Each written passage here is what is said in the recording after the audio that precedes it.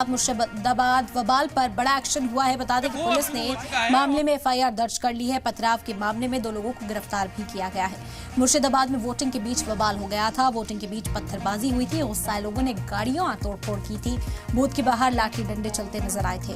दरअसल हुमायूं कबीर के खिलाफ नारेबाजी की थी टीएमसी ने, जिसके बाद हुमायूं के जो हामी हैं वो इस झड़प का हिस्सा बने थे। फिलहाल पुलिस ने 2 लोगों के खिलाफ एफआईआर दर्ज कर ली है। यहाँ पर बड़ी कार्रवाई होती हुई नजर आ रही है। सिक्योरिटी एहलकार वहां पर तैनात थे, उसके बावजूद ये झड़प होती रही।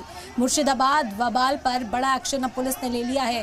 पुलिस ने इस मामले में एफआईआर दर्ज कर ली है। पथराव के मामले में पुलिस ने फिलहाल 2 लोगों को गिरफ्तार भी किया है और जो दूसरे लोग हैं वीडियोस की बुनियाद पर उनकी भी पहचान की जा रही है। पुलिस ने यहाँ बल का प्रयोग किया, लाठी का इस्तेमाल किया ताकि भीड़ को तितिर-बितिर किया जा सके।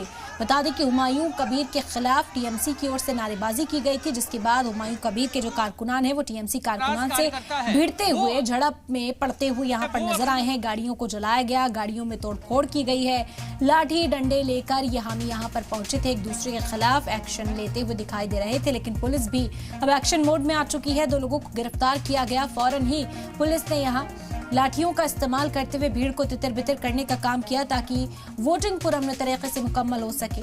लेकिन बंगाल में ये मुर्शिदाबाद की तस्वीरें आज देखने को मिली हैं, जहां हुमायूं कबीर और टीएमसी के कारकुनान आपस में भिड़ते हुए दिखाई दिए।